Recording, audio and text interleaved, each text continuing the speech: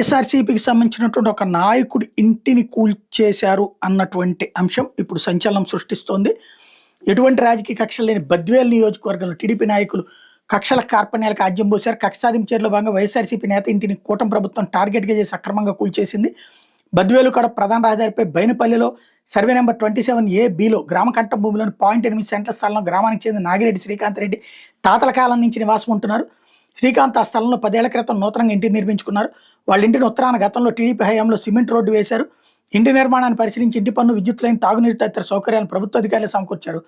అయితే శ్రీకాంత్ రెడ్డి ఇల్లు బైనపల్లి చెరువు స్థలంలో ఉందంటూ గురువారం సాయంత్రం 4 గంటల సమయంలో రెవెన్యూ, పోలీస్, ఇరిగేషన్ అధికారులు 3 వాహనాల్లో బైనపల్లికి వెళ్లి శ్రీకాంత్ రెడ్డిని ఇంటి కూల్చేందుకు వచ్చారు. దీంతో అధికారులకి గ్రామస్తులకు మధ్య వాగ్వాదం జరిగింది. సమాచారం చుట్టుపక్కల గ్రామాలు తెలియడంతో పెద్ద ఎత్తున వైఎస్ఆర్‌సీపీ కార్యకర్తలు, బంధువులు బైనపల్లి తరలొచ్చారు. ఎటువంటి సర్వే చేయకుండా, నోటీసులు ఇవ్వకుండా నివాసం ఉన్న ఇంటిని ఎలా కూలగడతారంటూ వాళ్ళంతా ఆగ్రహం వ్యక్తం చేశారు. సమయం గడుస్తున్న కొద్దీ ఆ గ్రామాల నుంచి కార్యకర్తల, నాయకులు గుంపులుగా బైనపల్లికి చేరుకున్నారు. దీంతో చేసేది లేక అధికారులు గురువారం రాత్రి తిరుగు పయనమయ్యారు. దీంతో టీడీపీ నేతలు పకడ్బందీగా పోరుమామిళ్ల, బి కోడూరు, బద్వేలు పోలీసుల్ని తీసుకుని శుక్రవారం తెల్లవారుజాము 4 గంటలకు జేసీబీలతో వచ్చి కూల్చివేత చేపట్టారు. విషయం తెలుసుకున్న గ్రామస్తులు అక్కడికి తరలిరాగా అధికారులు వాదోపవాదాలు జరిగాయి.